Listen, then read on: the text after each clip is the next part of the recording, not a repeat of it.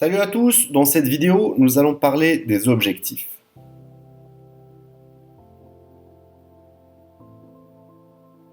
Alors, pour commencer, il y a deux types d'objectifs. Les objectifs à zoom ou à focale variable qui permettent de zoomer ou dézoomer sur un sujet.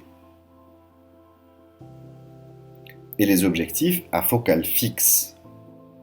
Comme leur nom l'indique, ces objectifs ne s'allongent pas, ils ne peuvent zoomer et sont plus compacts. Cet objectif-ci est un 50 mm f1.4 que je recommande vivement à tout photographe débutant. Parce que tout d'abord, c'est parmi les objectifs les plus abordables. C'est aussi une optique de grande qualité qui permettra des prises de vue rapides avec des profondeurs de champ réduites et une meilleure sensibilité en basse luminosité. En plus de cet objectif à focale fixe de 50 mm, je recommande d'avoir un bon objectif zoom. Il n'est pas nécessaire que ce soit le plus cher. D'ailleurs, celui-ci avec lequel j'ai débuté, le 80-200 mm, m'a permis de réaliser que j'aimais plus prendre des photos au mode grand angle à 80 mm. Mais aussi prendre des photos en focale de 135 mm. J'ai aussi appris à mieux connaître les limites de mon objectif. Celui-ci, par exemple, a une ouverture qui va de 3.5 à 5.6, ce qui signifie qu'il ne s'en sort pas très bien en basse luminosité. J'ai réussi, à force de l'utiliser, à remarquer que certaines choses ne me plaisaient pas et qui m'ont amené à prendre une focale fixe, ainsi que le 24-70 avec lequel je filme maintenant, et qui ont une qualité d'image qui me conviennent mieux. Surtout car ils se débrouillent mieux en basse luminosité avec leur ouverture maximale de 2.8 au lieu de 3.5 à 5.8. On expliquera plus tard la signification de ces chiffres. Ce qu'il faut retenir, c'est que votre premier objectif devra être un objectif polyvalent, qui vous permettra d'utiliser différentes focales. Vous testerez les grands angles et les téléobjectifs, en changeant régulièrement d'angle, ressentant les différences et en apprenant ce qui vous convient le mieux. Mais en même temps, utilisez une focale fixe de 50 mm ou un 35 mm, quelle que soit la bonne affaire que vous aurez rencontrée ou que vous aurez trouvé de déjà disponible. Je disais, donc essayez d'utiliser une focale fixe. Mais vous aurez à vous déplacer un peu plus, car vous êtes un peu plus limité puisque vous ne pouvez pas zoomer ou dézoomer pour avoir le champ de vision que vous voulez. Vous aurez forcément besoin de vous décaler pour avoir telle ou telle prise.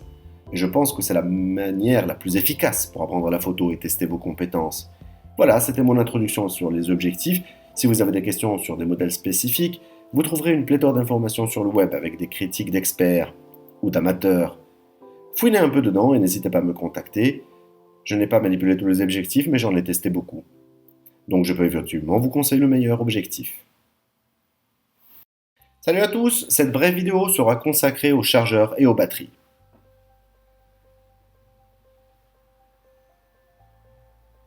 Ces composantes vont grandement dépendre de l'appareil que vous possédez. J'ai quelques conseils et astuces que j'ai appris à travers les ans et que je vais partager avec vous ici. D'abord et avant tout, avoir plus d'une batterie est très important. Si vous êtes payé pour une séance photo, je dirais qu'emporter sur soi 3 ou 4 batteries est une précaution à prendre, en plus de 2 chargeurs, pour garder toujours 2 batteries en cours de recharge, ce qui s'avère souvent très utile, surtout si la séance est payante. Donc la raison pour laquelle je recommande au moins 3 batteries, c'est parce que vous aurez une batterie dans l'appareil, une autre dans votre poche, prête à l'emploi, et la troisième en cours de recharge, de sorte que vous puissiez les alterner en boucle. La raison pour laquelle j'ai parlé de 4 batteries et de 2 chargeurs, c'est pour avoir 2 batteries en recharge et une en poche. Un photographe professionnel doit souvent faire face à tout type d'imprévus. Une séance photo qui s'éternise par exemple, un chargeur qui ne fonctionne plus, l'absence de prise de courant, etc. On est toujours content d'avoir des extra batteries ou des batteries en extra. Enfin, n'oubliez pas de vérifier dans le menu de votre appareil l'état de santé de vos batteries, leur vétusté, la tenue de la charge, etc. Car les batteries voient leur performance décliner avec le temps. Donc soyez conscient de l'état de vos batteries et repérez les bons et les mauvais, ceux qui dureront 1 heure seulement et ceux qui dureront beaucoup plus. J'espère que ça a été utile. Nous parlerons dans la suite des trépieds. Bien, nous abordons maintenant la stabilisation.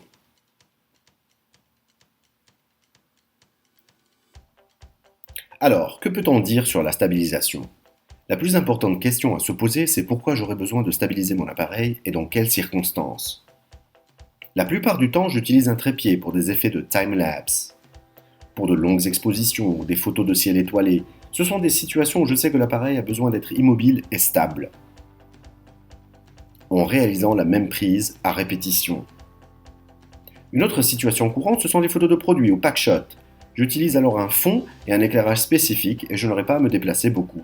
Je sais à l'avance que je ferai la même prise à répétition, donc j'installe mon appareil sur trépied. C'est ce que je mets en face de mon objectif qui va changer. Lorsque je me rends à un événement, je ne prends pas mon trépied car c'est volumineux et les gens peuvent trébucher dessus. J'utilise plutôt un monopode avec lequel je peux me déplacer plus facilement, spécialement dans les événements sportifs, puisque généralement on a un téléobjectif qui pèse quand même un peu beaucoup. Toute la journée sous le soleil avec tout ce poids, ça peut rapidement devenir usant. Ça apporte aussi un plus à mes photos. Mis à part ces situations où on a vraiment besoin de stabilisation, le meilleur atout d'un photographe, ce sont ses mains.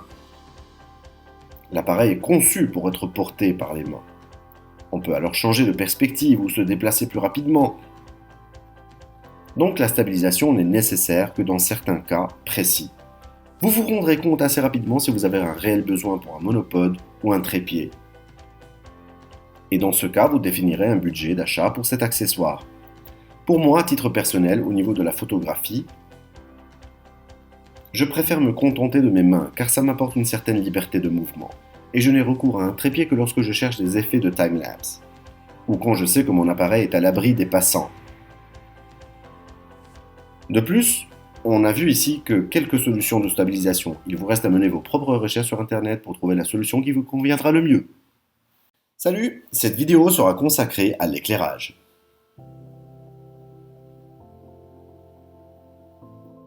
C'est quelque chose d'extrêmement important à votre photographie, mais il faut prendre son temps avant de l'intégrer à votre kit photo.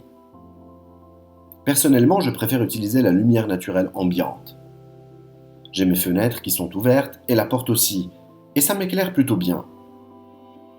Il faut donc apprendre à contrôler la lumière ambiante. Dois-je ouvrir les rideaux ou en fermer un seul? Beaucoup de variables s'offrent à vous. Commençons par les réflecteurs. On peut toujours en trouver, comme les Flex Fields, une marque de réflecteurs souples, qui sont bon marché et qui permettent d'éclairer votre sujet et obtenir un bon éclairage. Apprendre à contrôler son éclairage est une part importante dans l'apprentissage de la photo.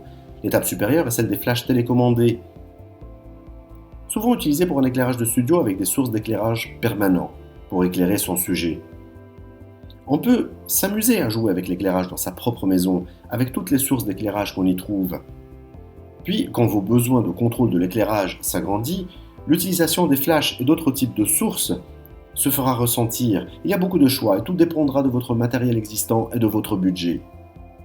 La plupart du temps, les flashs télécommandés sont préférés des photographes qui se déplacent à des sites de shooting. Ils permettent des prises dynamiques, en ayant plusieurs flashs, tous reliés à votre appareil par voie sans fil. Donc lorsque vous prenez une photo, vous aurez de la lumière qui provient d'ici et de là.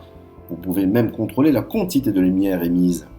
Et toute cette configuration est plutôt intéressante, mais elle nécessite un certain budget. Et encore une fois, ça n'a jamais été ma tasse de thé, car je préfère toujours l'éclairage naturel. Je ne dis pas que dans un studio je n'utilise pas une lumière artificielle, au contraire. Mais la plupart du temps, je me contente d'utiliser mes réflecteurs plutôt que les flashs. Car les flashs, ou strobes, n'ont jamais correspondu à mon style.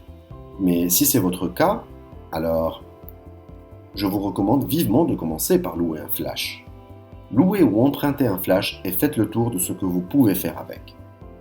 Et quand vous évoluerez dans votre carrière de photographe, achetez ce qui vous aura convenu, avec l'expérience que vous aurez acquise. Personnellement, je continue à utiliser la lumière naturelle bien plus que mes kits d'éclairage ou mes flash studio. C'est une grande partie de la photographie, mais aussi quelque chose qu'on apprend par soi-même. Quand vous avancerez dans la photo, vous apprendrez à mieux utiliser l'éclairage et à identifier quelle lumière ou quel flash vous conviennent le mieux. Et vous saurez donc sur quoi investir votre argent de manière plus confiante. C'était une toute brève introduction à l'éclairage, il reste beaucoup à dire. Et si vous avez une question, je suis là pour vous aider. Il y a beaucoup de produits d'éclairage et on peut facilement être confus. Donc n'hésitez pas à me contacter.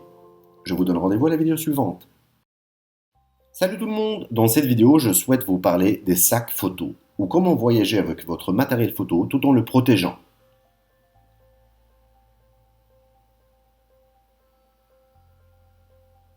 La question primordiale est comment vous allez remplir votre sac photo. Parce que si vous mettez des objets durs l'un contre l'autre, vous risquez d'user ou d'endommager votre équipement.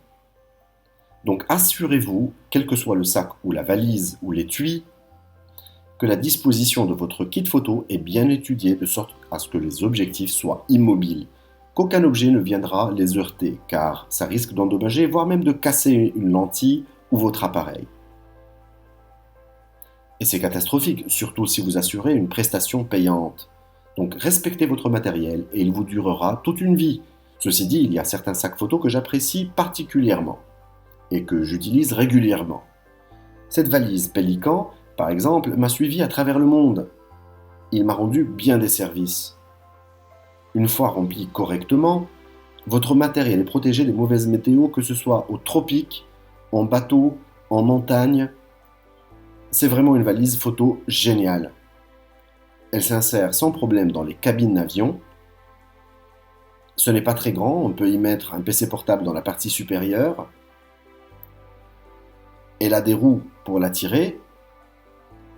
Et c'est vraiment construit pour durer. Un autre sac photo que je recommande fortement, c'est mon sac F-Stop. C'est un sac à dos génial avec des bretelles molletonnées. À l'arrière, il dispose d'énormément d'espace pour le rangement avec beaucoup de compartiments. Et c'est aussi conçu pour durer très longtemps. Cela fait déjà plusieurs années que je l'utilise maintenant. Et je l'aime beaucoup car très polyvalent. Beaucoup d'appareils s'y logent, je peux réarranger la disposition comme je veux et il offre beaucoup de poches ici et là. C'était donc les bagages photo que j'aime. Il existe énormément de modèles tout aussi bien. Si vous travaillez par toutes sortes de météos, la valise Pélican est vraiment le choix malin. Si vous vous déplacez longtemps à pied, le sac F-Stop peut vous servir de sac à dos camping, mais aussi de porte-kit photo. C'est donc un sac très polyvalent. N'oubliez pas de faire en sorte que chaque élément soit bien figé à l'intérieur de votre sac pour le préserver à vie. Salut à tous, pour terminer, je voudrais proposer une séance d'entraînement ou de mise en pratique sur comment ranger votre matériel photo. C'est une étape importante que je fais avant chaque séance photo. Comme si je vérifiais une checklist pour ne rien oublier d'important. Tout d'abord, on s'assure que les batteries sont chargées ou en charge. Viennent ensuite les cartes mémoire. Vérifiez qu'elles sont bien vides pour avoir le plus d'espace. Ça vous évitera à devoir les effacer ou à effacer d'anciennes photos pendant la séance photo. Ça peut sembler évident, mais veillez à bien vérifier que votre carte est donc vide. Ensuite, je continue en rangeant mon kit photo, en m'assurant que tout fonctionne et s'emboîte correctement. Je vérifie mes objectifs en inspectant si les lentilles devant et derrière sont bien propres, sans traces de doigts ou de poussière. C'est le moment parfait pour utiliser son kit de nettoyage des lentilles ou de l'air compressé, car vous n'aurez pas le temps de faire tout cela pendant la séance photo. Assurez-vous aussi à l'avance que votre capteur et miroir sont propres. Ce sont des composants de votre appareil que nous discuterons plus tard. Donc dans l'ordre, nous avons dit de vérifier ses batteries, ses cartes mémoire, puis ses objectifs et son boîtier photo. Et de tout ranger convenablement dans un sac qui les protège, ainsi que le reste des accessoires. Souvent dans une séance de shooting, je n'ai pas le temps de me restaurer, donc je prends quelque chose à manger sur moi. Je mange souvent une banane le matin. Je pense toujours à avoir de l'eau dans mon sac aussi. Je fais en sorte à avoir tout qui tienne dans un seul bagage. Ou un seul sac. Ça me permet de bouger rapidement, de tout avoir concentré en un seul endroit, et de ne pas avoir à gérer énormément de bagages.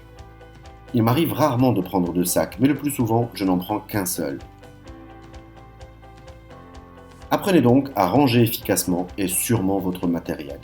Et si vous avez des questions à poser ou des suggestions à partager,